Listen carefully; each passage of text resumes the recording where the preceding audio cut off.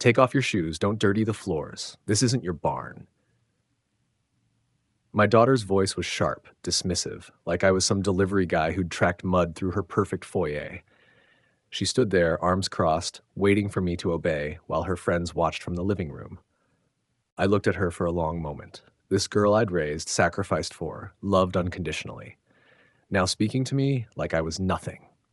I bent down and quietly unlaced my boots, set them neatly by the door. She was still smiling when I walked in.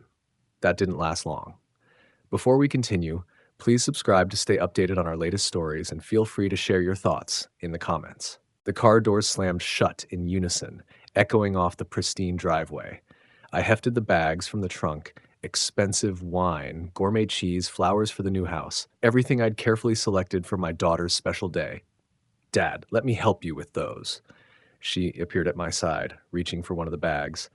I've got them, honey. You go enjoy your big day. David locked the car, surveying their property with obvious satisfaction.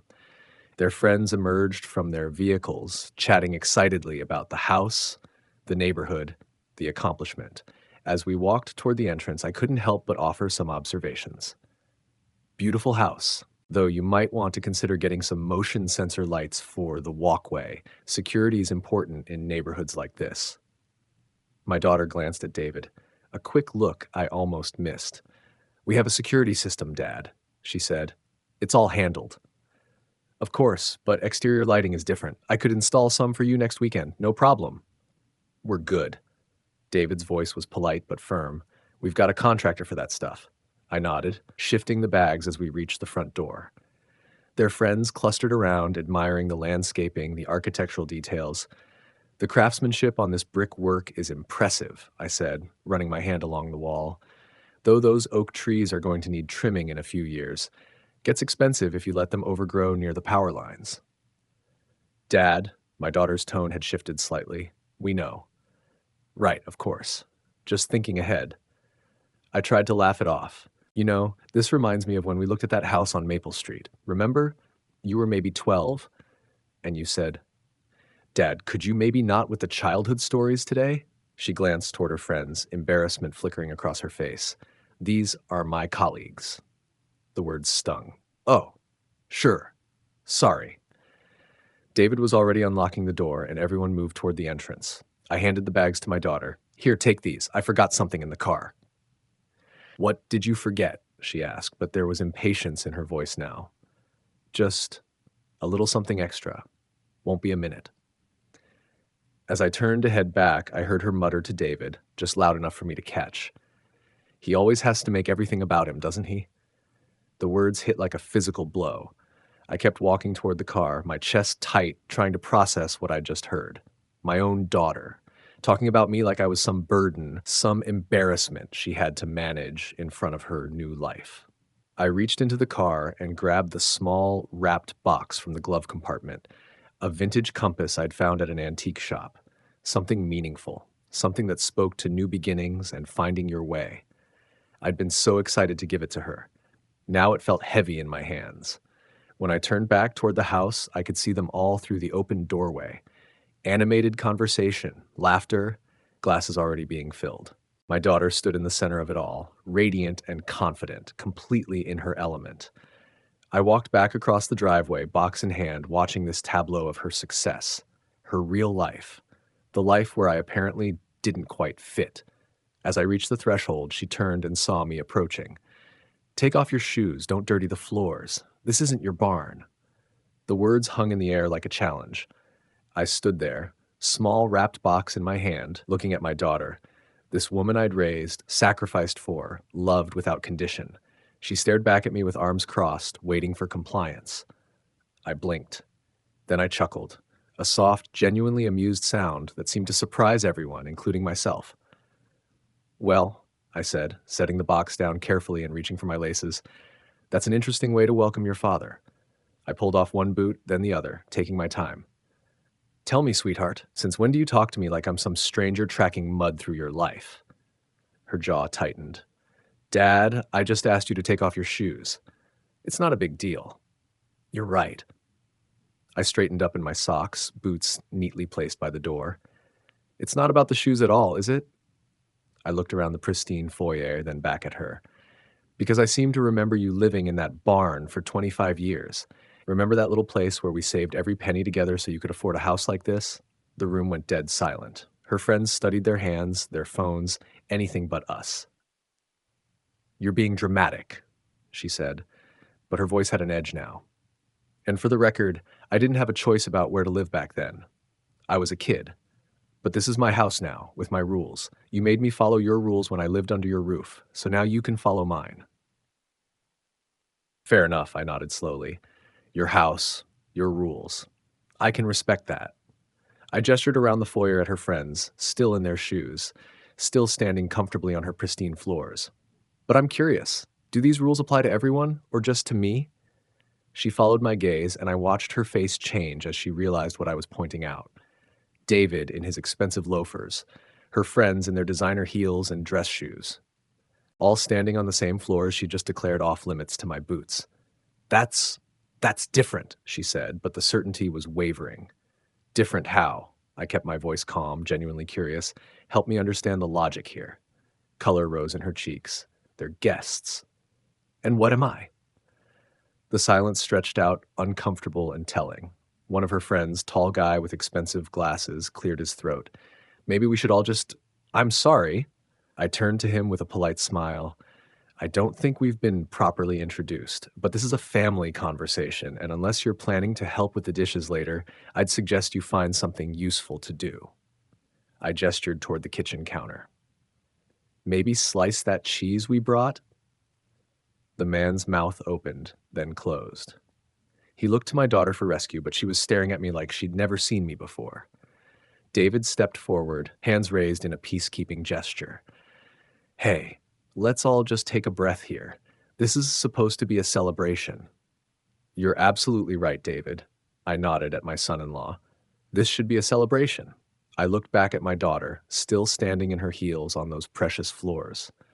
So tell me again about these rules of yours. Because from where I'm standing, well, standing in my socks, it seems like some people are more equal than others in your house. Her expression hardened. It's my house. I decide who takes their shoes off and who doesn't. Ah, I nodded slowly. So it's not about the floors at all. It's about power, about putting me in my place. I looked around at her friends, all of them suddenly very interested in their phones. I have to say, that's quite a performance for your audience. Don't you dare. Don't I dare what? Point out the truth?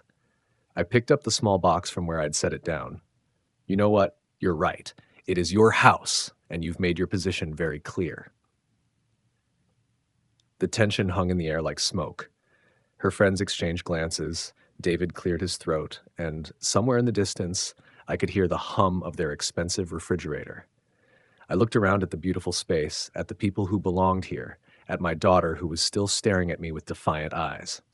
Well, I said finally, I suppose we should get this celebration started properly. I headed toward the kitchen. Let me get these appetizers arranged. Can't have a housewarming without proper food, can we? I began unpacking the bags, methodically arranging cheese on one of their pristine white plates.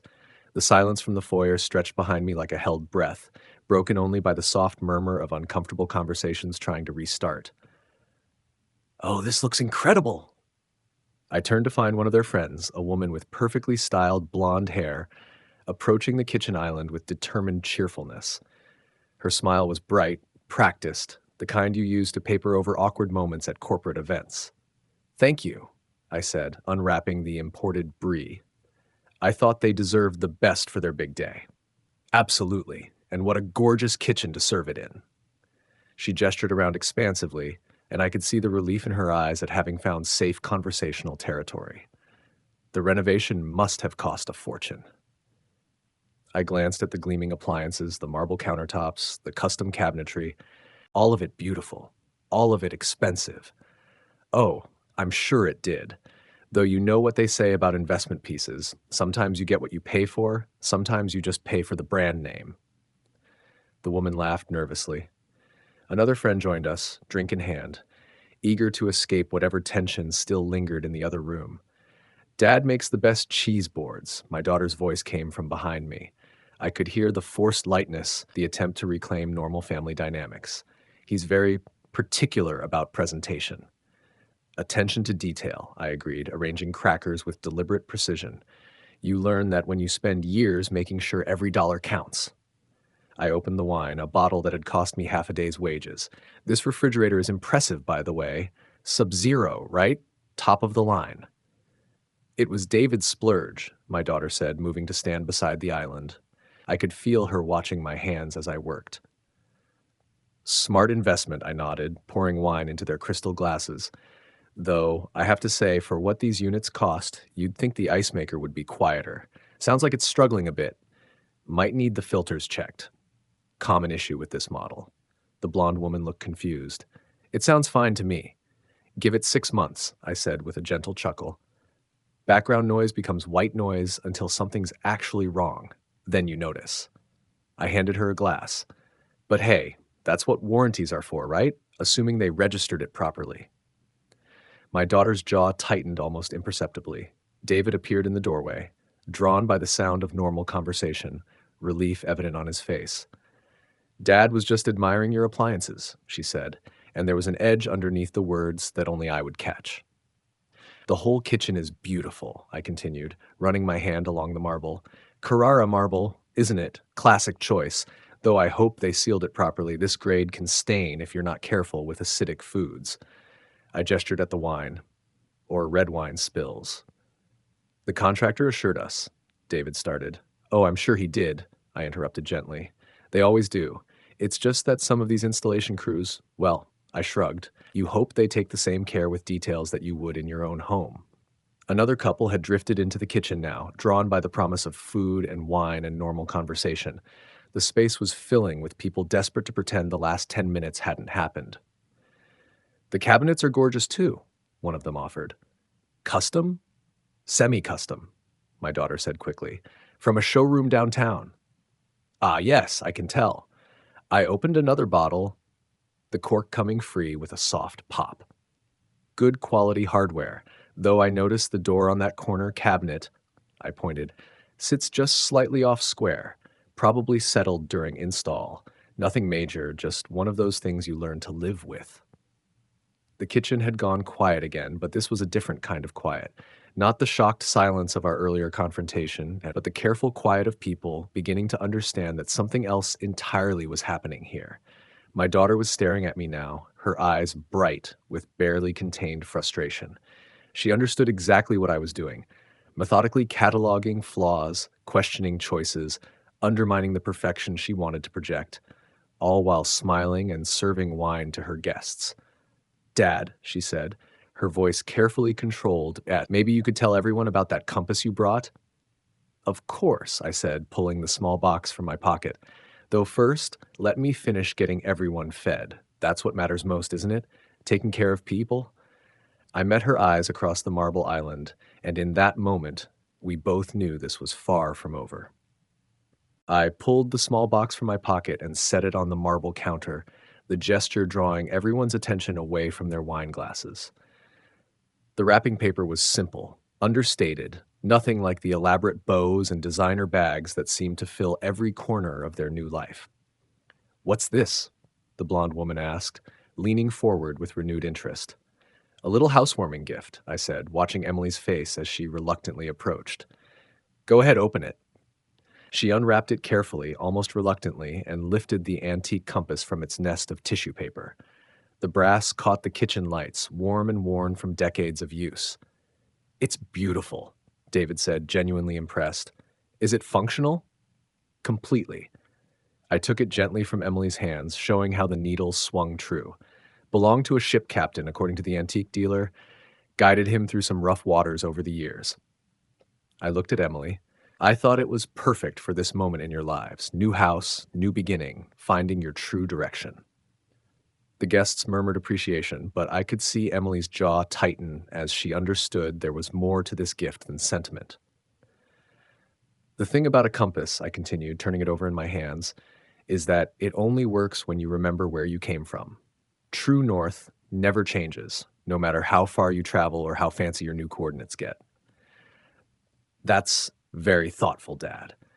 Emily's voice was carefully controlled, but her eyes were telling a different story. I hope you'll keep it somewhere special, maybe on that beautiful mantle over there. I gestured toward the living room. So you can always remember that some things don't change just because your address does. The kitchen fell quiet again, the kind of silence that meant everyone was processing subtext they couldn't quite grasp, but definitely felt. The rest of the evening passed in carefully maintained pleasantries. More wine, more food, more conversations that skirted around the edges of what had really happened. But I could feel Emily watching me, could see the tension in her shoulders, the way she kept glancing at the compass now sitting on the counter like an unexploded mine. Finally, mercifully, the last guests gathered their coats and made their excuses. Hugs were exchanged, promises to get together soon, compliments about the house and the food and what a lovely evening it had been. David walked them to their cars while Emily and I stood in the kitchen, surrounded by empty glasses and the detritus of forced celebration. The moment the front door closed, she turned on me. "What the hell was that?" Her voice was sharp, all pretense dropped. "You humiliated me in front of my friends. Every word out of your mouth was designed to undermine me, to make me look bad. To what?" I interrupted calmly, still wiping down their marble counters. "To point out that your ice maker is loud? That your cabinets need an adjustment? What exactly did I say that was so terrible?" "You know exactly what you did." Her hands were shaking now, whether from anger or wine, I couldn't tell. The passive-aggressive comments, the little digs about quality and costs and contractors. You were trying to make me look like some spoiled brat who doesn't know what she's doing. And what did you do? I set the dish towel down and faced her fully. Let me see if I can remember the evening correctly. You greeted me at the door by treating me like a servant. You made me remove my shoes while everyone else kept theirs on. You told your husband, loud enough for me to hear, that I always make everything about me. Her face flushed. I didn't. You didn't what? Think I'd hear you? Think I'd care? I stepped closer, and for the first time all evening, I let some of the real emotion show. Let me tell you what I didn't do, Emily. I didn't mention that it was my $25,000 that made your down payment possible. I didn't tell your friends that the mortgage is in my name because your credit wasn't good enough. I didn't explain how I worked double shifts for 6 months to make sure you'd qualify for this loan. She opened her mouth, but I wasn't finished. I didn't point out that I've been making half the payments since you moved in because David's promotion hasn't come through yet. I didn't share how you called me crying 3 months ago because you couldn't afford the property taxes. I picked up the compass from the counter, turning it over in my hands. I kept all of that private, Emily, even while you wiped your feet on me in front of people who wouldn't give you the time of day if they knew the truth. The kitchen was silent except for the sound of that expensive ice maker cycling through its loud, imperfect rhythm. I gave you respect tonight. I continued quietly. I let you play hostess in your beautiful house with your successful friends. All I asked for in return was to be treated like your father instead of your hired help. I set the compass down in front of her, but apparently a little bit of power went straight to your head.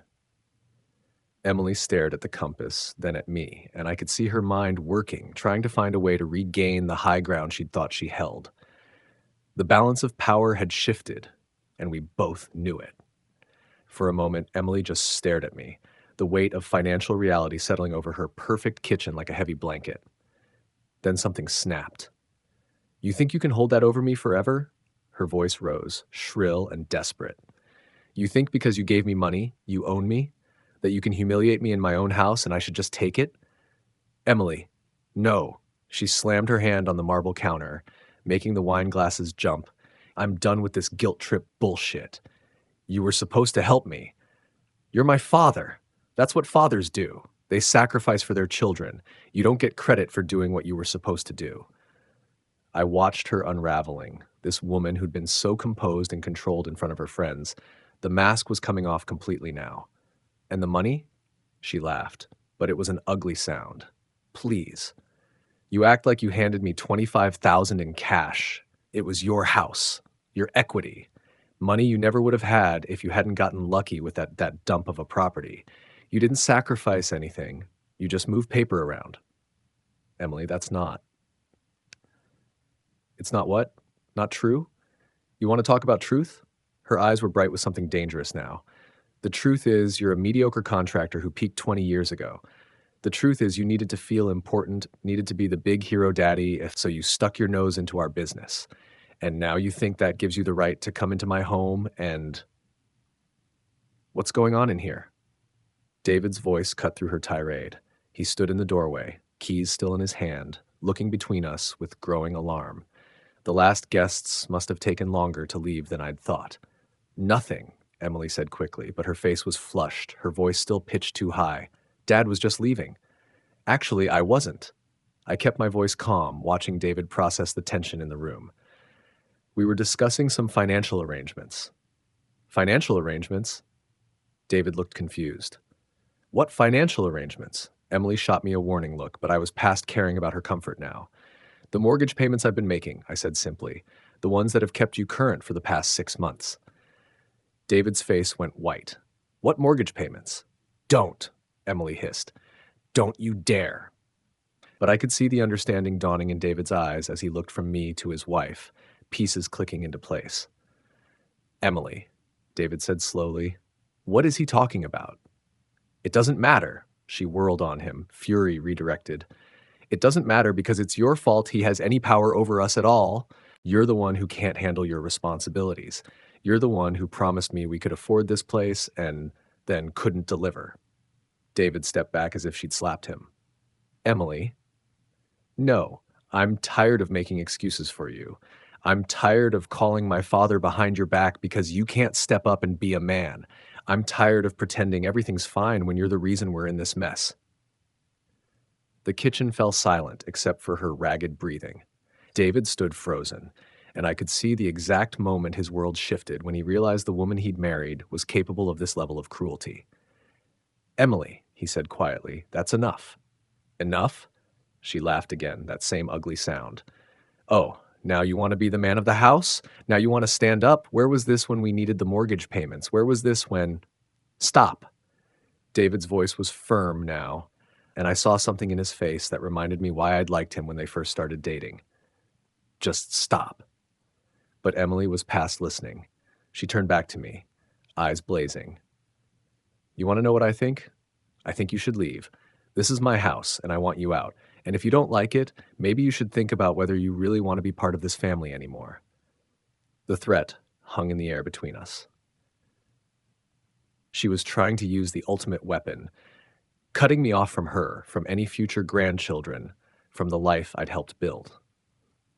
I looked at her, really looked at her, and saw a stranger.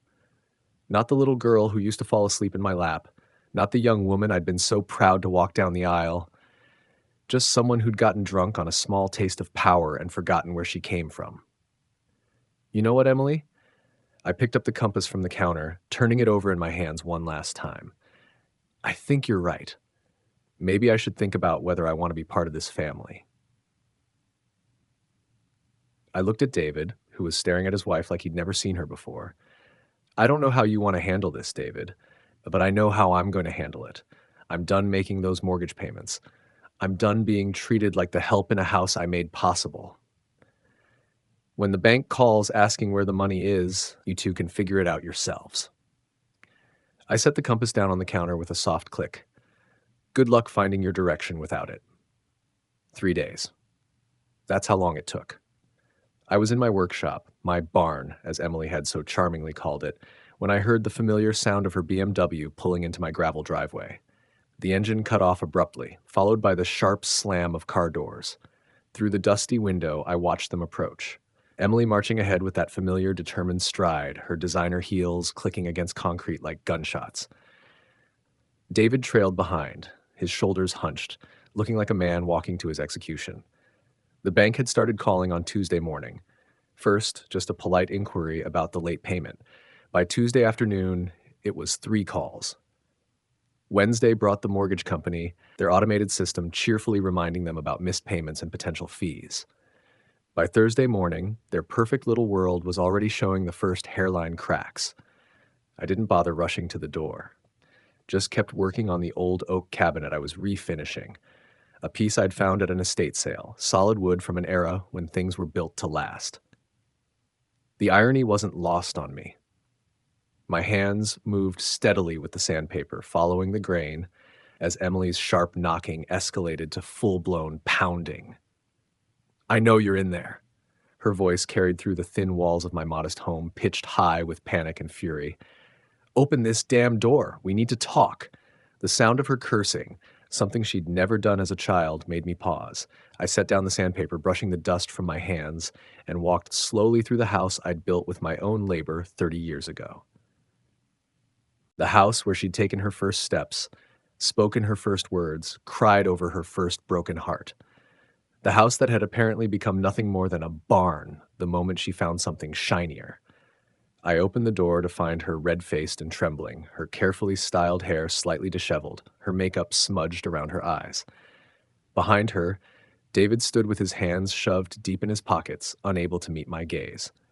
"How could you do this to me?" The words exploded out of her before I'd even fully opened the door. "The bank has called 17 times since Tuesday. 17! They're talking about acceleration clauses and default notices and foreclosure proceedings. You said you'd help with the payments." I leaned against the doorframe, studying this woman who used to be my little girl. The panic in her eyes was real, but so was the entitlement. Even in crisis, even when her world was crumbling, she still believed she was owed something. "I said I had been making the payments," I corrected, my voice deliberately calm. "Past tense. That arrangement ended the moment you decided to treat me like hired help in the house those payments made possible. But we had an understanding." Her voice cracked, and for a moment I glimpsed the fear underneath the anger. You can't just abandon us like this." "No, Emily. You had assumptions. I had a daughter who used to show me respect." I looked past her to David, who was studying the cracked concrete of my driveway like it held the secrets of the universe. "Come inside. Both of you. The neighbors don't need to hear this." They followed me into my living room. Simple, unfashionable, but honest. The same room where Emily had built pillow forts and practiced violin recitals, where she'd cried when boys broke her heart and celebrated when she got into college. The worn leather couch still bore the indent from all those nights she'd fallen asleep watching old movies with me, her head on my shoulder, trusting and safe. Now she looked around the space like she was seeing it through her friend's eyes. The outdated furniture, the mismatched lamps, the absence of marble countertops and designer fixtures. "This is absolutely insane," she said, beginning to pace in the small space like a caged animal. "You're destroying my entire life over what? Your wounded pride? Because I asked you to take off your muddy boots in my house?" "Emily." David's voice was quiet, but there was something new in it, something I hadn't heard before. "I think there might have been more to it than shoes." She whirled on him, eyes blazing. "Don't you dare start with me. This is your fault, too. If you could actually handle your responsibilities like a man, if you could provide for your wife the way you promised, we wouldn't need his help at all." The words hit David like a physical blow. I watched him flinch, watched his face go pale, and felt a surge of something protective. Whatever my issues with Emily, David had always been decent to me. Kind, respectful, genuine in his affection for my daughter. "Emily." David's voice was sharper than I'd ever heard it, and she must have heard the change too because she stopped pacing. "That's enough." "Enough?" She laughed, but it was brittle, desperate. "I'm about to lose everything. My house, my reputation, my entire life, because my father is having a middle-aged temper tantrum, and you think I should just calm down?" "Actually," David said, and I watched him straighten his shoulders, finding some backbone I didn't know he possessed. "I think I need some answers, from both of you." His eyes found mine, steady now. "How much money have you been giving us? Because Emily told me her salary was covering most of our major expenses." The color drained from Emily's face so quickly I thought she might faint. "David, this isn't." "No." His voice cut through her protests like a blade. "I want to know. I've been lying awake at night for months, wondering how we could afford that house on our combined income. I've been wondering why you never seemed stressed about money when I was losing sleep over our budget, wondering if I was failing as a provider." He turned to look at his wife, and I could see the hurt radiating from him. So tell me, what exactly have you been lying to me about? Emily opened and closed her mouth several times, looking between us like a trapped animal. The silence stretched out, heavy with unspoken truths, until I realized she wasn't going to answer. The down payment was $25,000 from the equity in this house, I said finally, each word carefully measured. The mortgage is in my name because her credit history wasn't sufficient for the loan amount. I've been making approximately half of your monthly payments for the past 6 months. I also covered the property tax bill when it came due in December, and I paid for the new roof repair after that storm in February. David sat down heavily on my old couch, the leather creaking under his weight. He put his head in his hands and his voice came out muffled. 6 months. You've been lying to me for 6 months. I was protecting you. And Emily's voice climbed to a near shriek. I was protecting our marriage. You were already stressed about work, about the promotion that kept getting delayed, about money. I didn't want you to feel like a complete failure. So instead, you let me feel crazy for worrying about bills we supposedly couldn't afford. David looked up, and I could see the betrayal written across his features. You let me think I was paranoid, that I was being unreasonable when I said we were living beyond our means. David, please, you have to understand. How much? He looked directly at me, ignoring her pleas. Total. How much money are we talking about? I did the quick calculation in my head, adding up months of mortgage payments, the down payment, the taxes, the repairs, including everything, close to $60,000. The number seemed to echo in the small room. David made a sound like he'd been punched, and Emily went completely still. 60,000, David repeated slowly. $60,000 that you never mentioned, that you actively hid from me. He looked at his wife with something approaching wonder. Do you have any idea what that knowledge would have meant to me? Do you understand how many nights I lay awake thinking I was failing you? Emily looked between us desperately, and I could practically see her mind racing, trying to find an angle, a way to regain control of a situation that was spiraling beyond her reach. Fine, she said suddenly, her voice turning cold and sharp as winter wind. You want to destroy my life over this? Go ahead, but don't think for 1 second that there won't be consequences. You'll never see your grandchildren when I have them. You'll never be welcome in my home again. You'll never be part of any family celebration, any holiday, any important moment. I'll make sure David's family knows exactly what kind of man you really are. Selfish, controlling, manipulative.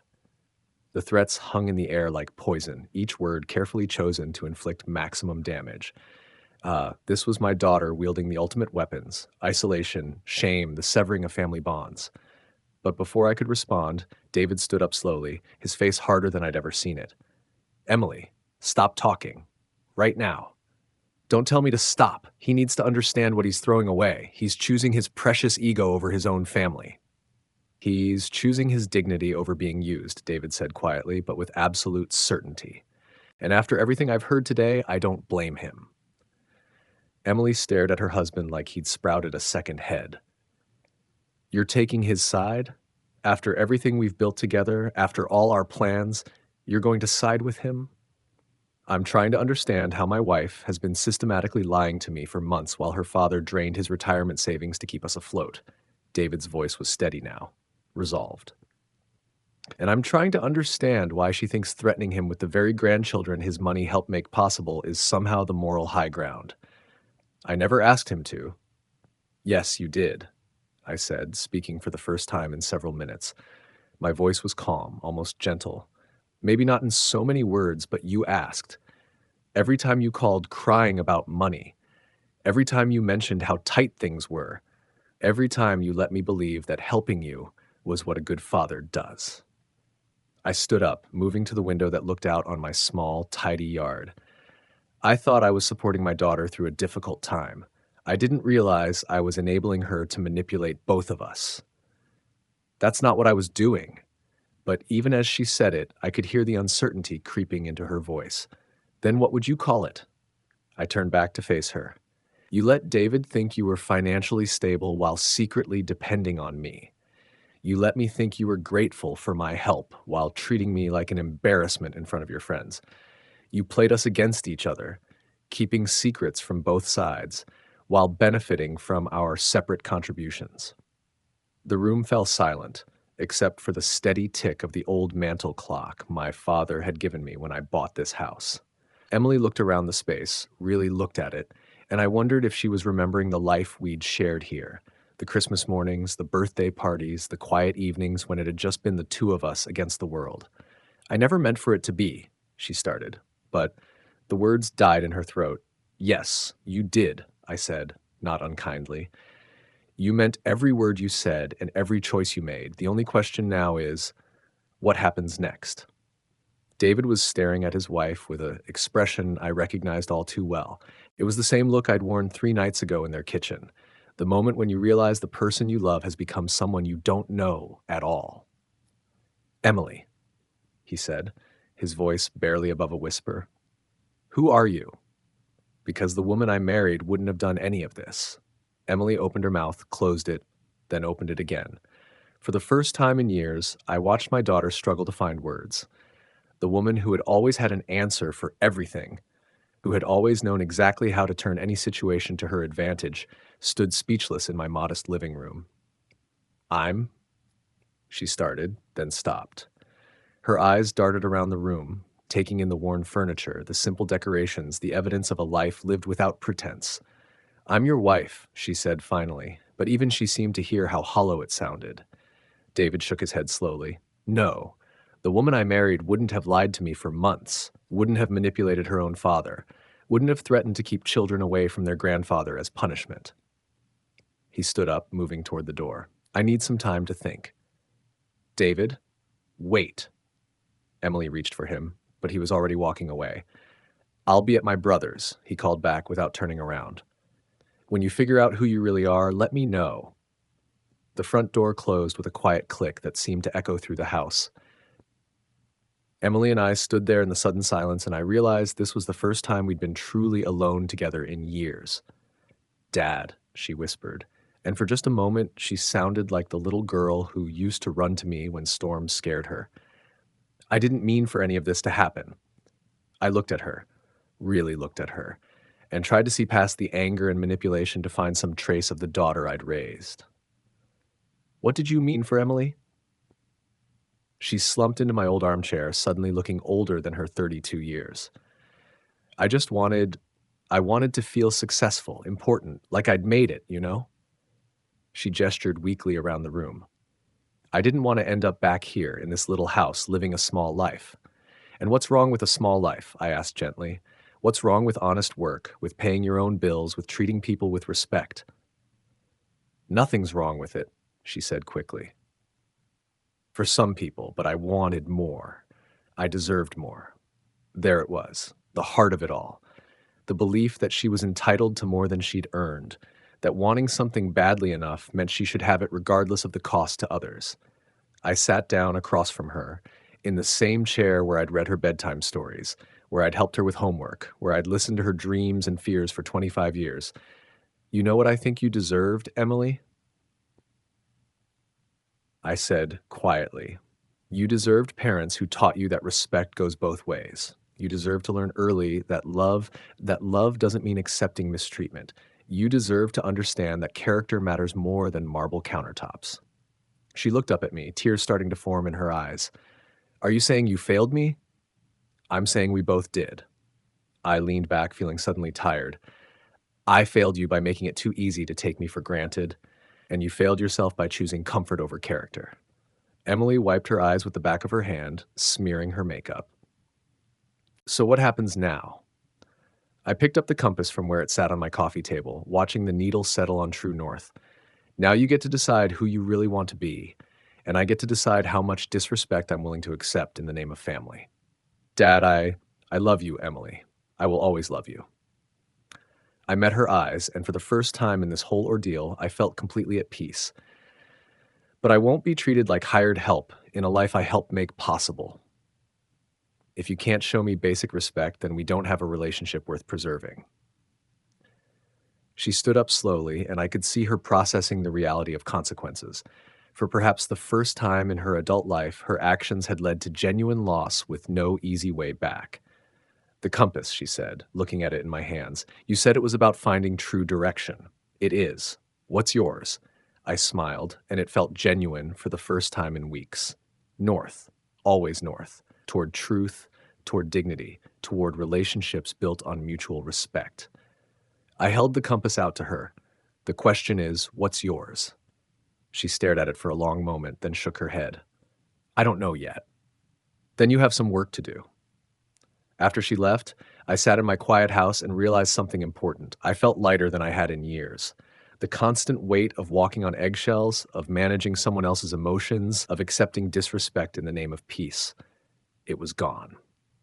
Some people think family means accepting whatever treatment you're given because blood is thicker than water. But I learned something different. Love without respect isn't love at all. It's just enabling. The compass sits on my mantle now, pointing true north just as it always has. Some directions never change, no matter how much pressure you put on them to point elsewhere. Sometimes the most loving thing you can do is let someone face the consequences of their choices, even when that someone is your own child. If you enjoyed this story, subscribe to the channel and share your thoughts in the comments. And when you're ready for the next story, just click the box on the left. Thanks for watching.